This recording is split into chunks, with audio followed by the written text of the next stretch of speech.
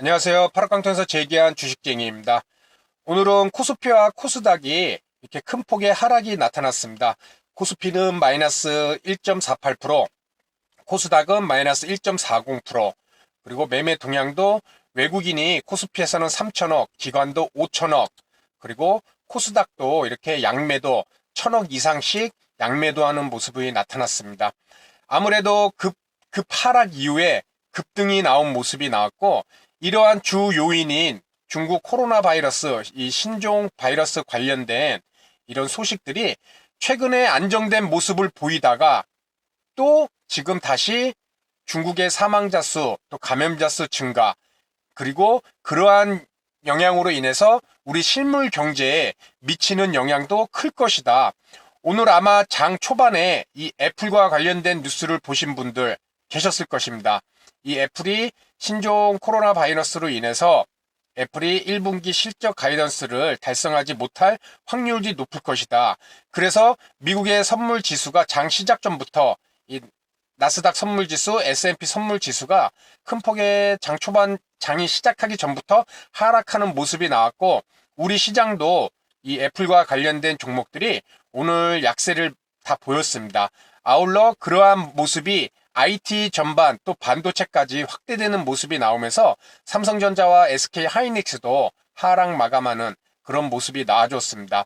지금 계속해서 이 코로나 신종 바이러스로 이런 뉴스도 있었습니다. 우리 한국이 중간재 수입 세계 2위인데 이러한 사태가 장기화될 때는 산업 전반에 악영향을 미칠 확률이 높다. 산업 전반에 도미노 타격이 불가피하다.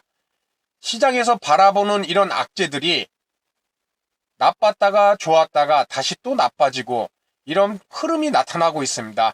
그렇기 때문에 주가 지수 또한 큰 폭의 하락, 또 그에 대한 상승, 그리고 재차 하락하는 모습이 나왔고, 우리 코스피 차트는 지금 이 601선이 저항선이죠. 그렇죠? 이렇게 또 한번 저항선이 되고 지금 현재 21선에 이렇게 눌림을 한 모습이 나와 주었습니다. 오늘 미국 시장 어제 대통령의 날로 휴무를 했고 오늘 다시 이제 개장을 할 텐데, 지금의 이 선물 지수, 나스닥과 S&P 선물 지수가 정규 시장에 영향을 미친다면 하락하는 모습이 나올 거리라 예상이 됩니다. 이렇게 됐을 때 우리 코스피 시장 21선에서 지금 지지하는 모습에서 하락이 나왔지만 미국 뉴욕 증시가 하락한다면은 21선을 한 번 더 이탈하는 모습도 나오지 않을까 이렇게 생각도 해봅니다. 그것은 이 매매 동향이 외국인과 기관이 큰 폭으로 이 21선까지 매도한 모습이 나왔고, 우리 코스닥 시장도 현재 계속해서 361선, 일봉의 361선이 저항선이 돼서 뚫지 못하고 현재는 11선까지 이렇게 하락한 모습, 그리고 21선까지 오늘 미국 시장이 약세를 보인다면 21선까지 열어둬야 되는 그런 모습이 나타나고 있습니다. 결국 21선까지 떨어지면은 이런 쌍봉의 모습이 나오는 거겠죠. 그렇죠? 그래서 코스닥도 오늘 미국 시장의 모습을 계속 지켜봐고 내일 아침에 이 뉴욕 증시가 어떤 모습을 보일지, 지금 현재 코스피와 코스닥 등 외국인과 기관이 계속해서 양매도하는 그런 모습이 나타나고 있습니다. 저 같은 경우도 지금 보유하고 있던 여러 종목들 오늘 다 매도 처리를 하였습니다. 그리고 지금은 좀 불안한 심리로 이 파마 리서치 프로덕트라는 이런 종목을 매수했는데 오늘 13%나 큰 폭의 수익이나 상승이 나왔습니다. 그런데 저는 수수료 빼고 0.76%의 상승, 3분봉으로 봤을 때 제가 이 종목을 장 후반에 매수를 했습니다. 거의 2시 한 54분쯤, 이때 이제는 한 43,400원쯤에 지금 3분봉에 20분선을 지지하고 이렇게 상승할 때 이 위치에서 이 종목을 샀는데, 지금 사실 이 나스닥 선물지수 그리고 오늘 주가지수를 봤을 때 큰 금액은 들어간 건 아니지만 좀 불안한 마음은 상당히 큰 편입니다. 이미 일봉상으로 이렇게 큰 상승이 나오고 이격도가 크게 벌어진 종목인데 장 후반에 다시 한번 이렇게 지지하고 상승하는 모습, 장 초반이라면 분명히 더 큰 상승도 나올 수 있겠지만은 이렇게 장 후반에 거의 종가 매매 형식으로 매수를 해놨기 때문에 미국 지수, 물론 이게 경기 민감주는 아닙니다. 오히려 시장의 경기 민감주들이 하락할 때 이런 방어주 성격, 이 파마 리서치라는 종목은 뭐 바이오 이런 관련주인데요. 뭐 지금 봐서는 이런 경기 민감주가 약세를 보일 때 큰 폭의 상승 이후 반도체 뭐 IT 그런 종목들이 약세를 보일 때 이런 경기 방어주들이 또 한번 좋은 모습을 보이지 않을까. 다만 우리 선생님들에게 이 종목을 말씀드렸다고 매수하라는 건 절대 아닙니다. 지금 5일선하고 이격도가 상당히 벌어져 있습니다. 5일선이 지금 현재 여기 위치하고 있습니다. 그러니까 주가가 이미 오늘 13%까지 상승한 종목이었다. 제가 보유했던 그리고 분봉상 매수했던 지점만 우리 선생님들에게 말씀드리는 것입니다. 아울러 오늘 말씀드릴 내용은 이 에스코넥이라는 종목을 통해서 말씀을 드리도록 하겠습니다.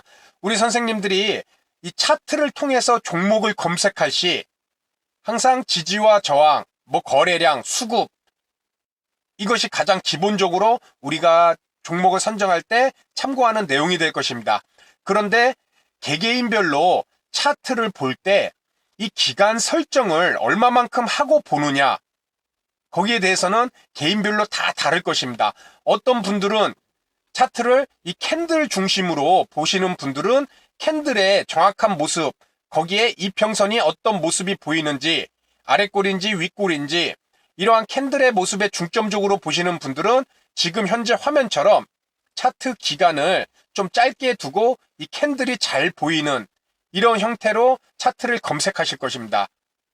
저 같은 경우도 주식 투자를 얼마 하지 않았을 때, 기간이 얼마 되지 않았을 때는 차트를 좀 크게 해서 이런 캔들의 모습, 그리고 단기 이평선, 이런 것들 중점으로만 종목을 선정하는 경우가 많았습니다. 그런데 주식 투자를 하면 할수록 이 주식이라는 종목, 특정 종목의 움직임을 읽는다는 것, 그것은 결국 이 파동의 움직임을 읽는 것이고 그 파동 속에서 이루어지는 이런 이평선들, 단순히 단기 이평선 5일선, 11선, 21선이 아니라 그보다 더 큰, 저 같은 경우 5일선, 11선, 뭐 15일선, 60, 90, 120, 240, 최장 541선까지 차트를 설정해 놨습니다. 이러한 단기, 중기, 장기 이평선들의 움직임, 그리고 그 움직임들과 함께 춤을 추는 주가의 캔들의 모양, 이런 것들을 함께 보는 것이 너무나 중요하다는 것을 알게 됐다는 것입니다. 그래서 우리 선생님들이 차트를 어느 정도의 기간을 두고 종목을 잡아야 되느냐, 제 개인적으로는 지금 이 에스코넥이라는 종목을 오늘가로 봤을 때 차트 기간을 짧게 해놨을 때는 이 수준에서 차트를 우리가 볼 수밖에 없을 것입니다. 하지만 차트 기간을 최대한 길게 이 캔들, 이평선, 그리고 수급의 모양이 판단되고 구분될 수 있는 정도라면은 차트 기간을 최대한 줄여서 볼 수 있다는 것입니다. 그렇죠? 자, 차트를 좀 늘려보겠습니다. 왜냐하면은 우리가 차트를 늘려서 그 종목을 분석한다는 것은 분명히 지금만 하더라도 지금 올해 1월 2일부터 그렇죠. 최저가를 찍은 게 2019년 8월 달입니다. 제가 여기다가 라인을 그려보도록 하겠습니다. 왜 이 종목은 차트를 기간을 늘려봤을 때 왜 이 종목은 여기서 멈춤이 나타났을까? 그렇죠. 모든 이평선도 다 깼습니다. 그리고 지금 보이는 이 2019년 5월까지만의 차트로 봤을 때는 이 종목이 왜 여기까지 하락했는지 그것을 파악하기가 어렵다는 것입니다. 그렇다면 이런 종목들 최대한 캔들의 모습 그리고 이평선의 모습을 체크를 할 수 있는 그런 범위 내에서 내가 구분할 수 있는 그런 범위 내에서 차트 기간을 최대한 줄여서 우리는 볼 수 있다는 것입니다. 저 같은 경우 지금 이게 노트북이기 때문에 이 화면 구성상 상당히 지금 작게 나올 것입니다. 그런데 책상, 일반 PC로 봤을 때 그럴 때는 최소한 1년 이상의 기간을 두고 이런 종목을 검색해 볼 수 검색한다면은 우리가 차트를 짧게 놓고 봤을 때 알지 못했던 이런 이 종목에 대한 움직임을 우리는 분명히 찾아낼 수 있다는 것입니다. 지금도 여기서 차트 기간을 짧게 했을 때는 이 종목이 왜 여기가 바닥이 됐을까? 그렇죠. 그런데 차트 기간을 길게 보면 그 전에 전저점이 분명히 이 위치에서 있었구나. 그래서 우리는 이 종목의 움직임, 파동의 움직임을 읽어볼 수 있다는 것입니다. 아울러 차트를 다시 확대를 해보도록 하겠습니다. 확대를 했는데 여기 특이한 라인에서 자꾸 저항이 걸리고 있죠. 그렇죠. 계속해서 이 라인대에서 저항이 걸리고 있습니다. 일단 이평선만을 봤을 때는 541선이 저항 이평선으로 작용하고 있습니다. 제가 이평선을 이렇게 지저분할 정도로 여러 가지를 만들어 놓은 것은 예전 영상에서도 말씀드렸지만은 종목이라는 것이 참 재밌는 게 우리가 알지 못하는 그런 특정 이평선에서 한 번 저항이 걸렸다면은 두 번 저항, 세 번 저항까지 걸리는 확률이 그런 모습이 많이 나타난다는 것입니다. 지금 이 종목도 541선에서 저항의 모습이 나왔습니다. 그런데 또 한 번 저항이 나오고 이 저항을 뚫어주기 위한 이런 기간 조정이 나와주고 있습니다. 그렇죠. 아무리 장기 이평선이다 보니까는 이런 장기 이평선을 뚫기 위한 힘을 비축하는 과정까지도 나오고 있다는 것입니다. 그런데 우리가 차트 기간을 좀 더 길게 해서 보면은 과연 우리가 이 위치에서 저항이 나올 수 있을까? 왜 주가가 더 이상 올라가지 못하고 내려올 건가? 거기에 대해서 우리가 본다면 차트 기간을 길게 해서 내가 이 종목을 1년 이상의 기간을 두고 종목을 본다면은 541선 그렇죠. 이 라인이 이 위치뿐만 아니라 그 이전에도 저항선으로 작용했던 위치가 있었구나. 이것을 우리가 차트 기간을 길게 해놓고 종목을 계속해서 검색을 한다 보면은 여기서 봤을 때는 보이지 않는 것들 그렇죠.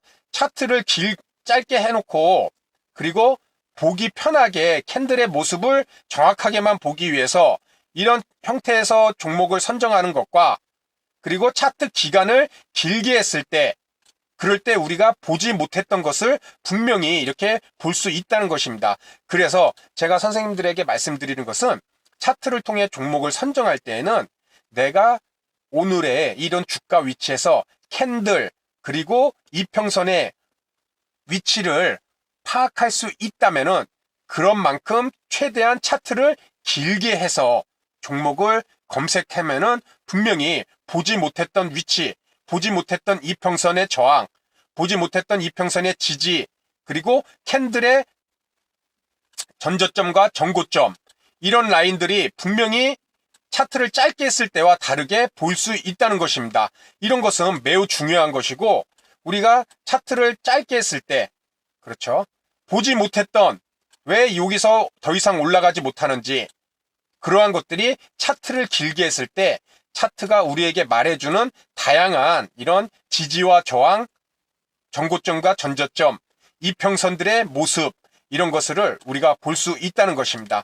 그래서 오늘은 간단한 팁으로 우리 선생님들이 차트를 통해 종목을 매매할 시 그러한 종목들을 최대한 읽어낼 수 있는 이평선과 캔들 그리고 수급 이런 것을 볼 수 있을 때 차트의 기간을 어떻게 정해야 되는지 거기에 대해서 말씀을 드렸습니다. 오늘 방송을 들으시고 우리 선생님들도 종목을 선정할 시 가장 최근의 위치 구분이 가능할 정도라면 최대한 차트를 길게 해서 종목을 꼭 선정해 보면은 내가 미처 보지 못했던 그러한 부분을 꼭 볼 수 있으리라 생각이 듭니다. 그래서 오늘 내용은 여기서 마치도록 하고요. 앞으로 차트를 통해 종목을 선정할 시는 구분이 가능하다면 차트 기간을 최대한 길게 해서 종목을 한번 선정해 보시기 바랍니다. 그럼 다음 시간에도 좋은 내용으로 인사를 드리도록 하겠습니다. 감사합니다.